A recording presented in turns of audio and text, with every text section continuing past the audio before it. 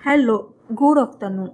तर आजचा दिवस आमच्यासाठी खूपच स्पेशल होता, कारण आज आम्ही पहिल्यांदाच वंदे भारतने प्रवास करणार होतो. तर दुपारी आम्ही घरून ऑटो करून पनवेल स्टेशनला पोहोचलो.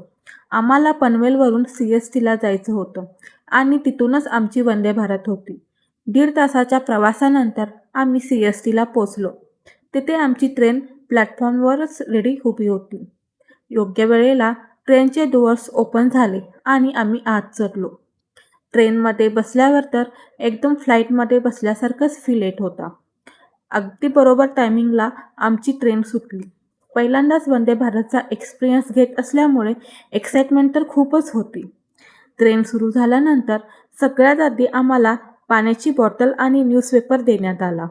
म्हटलं चला, प्रवासात टाइमपासची योग्य सोय झाली.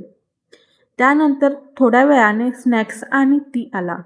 स्नॅक्समध्ये कचोरी, कॅरॅमल पॉपकॉर्न, फरसाणा, ॲपल ज्यूस आणि टी होता.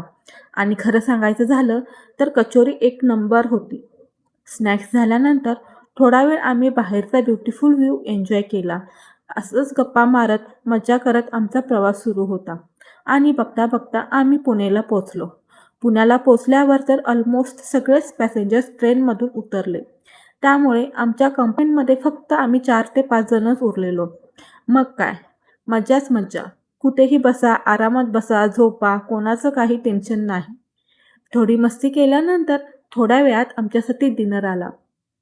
डिनरमध्ये चपाती, पनीर, भाजी, बटाटा भाजी, दाल राईस आणि दही असं बरंच काही होतं. आणि खरं सांगायचं तर डिनरसुद्धा खूपच टेस्टी होता. आणि त्यानंतर डेझर्ट म्हणून आईस्क्रीमसुद्धा देण्यात आले. आईस्क्रीम खाऊन झाल्यावर थोडा वेळ आम्ही रेस्ट केला आणि फायनली रात्री 11:15 वाजता आम्ही सोलापूरला पोहोचलो. ॲक्च्युली ट्रेन आम्हाला 11:45लाच पोहोचवणार होती, पण ट्रेन 1 तास लेट झाली. त्यानंतर सोलापूर स्टेशनवरून आम्ही ॲटो पकडली आणि फायनली आमच्या हॉटेलवर पोहोचलो. तर असा होता आमचा पहिल्यांदाच वंदे भारत ट्रेनचा एक्सपिरियन्स. फर्स्ट टाईम वंदे भारतने प्रवास करण्याचा एक्सपिरियन्स खरंच खूपच छान होता.